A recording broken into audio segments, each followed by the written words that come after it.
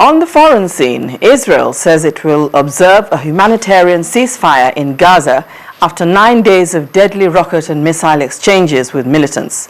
A senior Israeli army officer, Brigadier General Yoav Mordecai, said the truce would be in force from Thursday. This comes after Hamas' rejection of Egyptian efforts to broker a deal to end the crisis. Adeshawa Josh has more.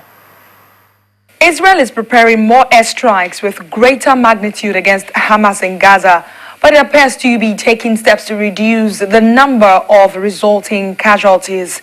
The government has been distributing flyers and recorded voice text messages to residents in east and north of Gaza to evacuate civilians in that area. Now, Palestine says that 211 people have been killed since the offensive began last Tuesday. A Dutch court has laid the blame for the over 300 Bosnian men and women killed during the 1995 genocide at the feet of Dutch peacekeepers, in whose protection they were. About 5,000 Bosniaks, mostly women and children, had been sheltering with Dutch UN peacekeepers. The Hague District Court said that Dutch peacekeeping forces Dutchbat did not do enough to protect more than 300 of the Bosniaks. 7 men have received different jail sentences for sexually assaulting women in Cairo last month. The women were attacked during celebrations following President Fattah al-Sisi's election. It is the first time Egypt has taken such action against sexual assault.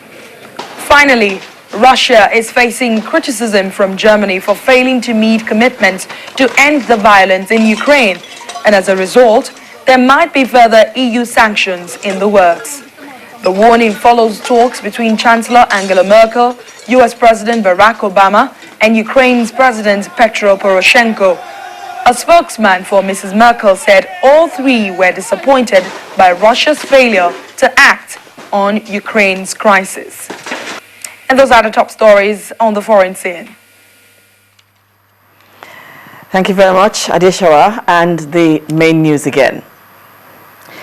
The president has again raised hope that Boko Haram will be defeated and has requested the approval of the National Assembly for $1 billion funding for the fight against terror. The House of Representatives has summoned the INEC chairman, Atahiru Jega, to furnish it with a status report on the distribution of permanent voter cards across the country. And a Dutch court has indicted the Netherlands over the killing of 300 Bosnians at Srebrenica. Well, that's it on the news at 10. I'm Bimbo Oluyede, and up next is Focus on Africa.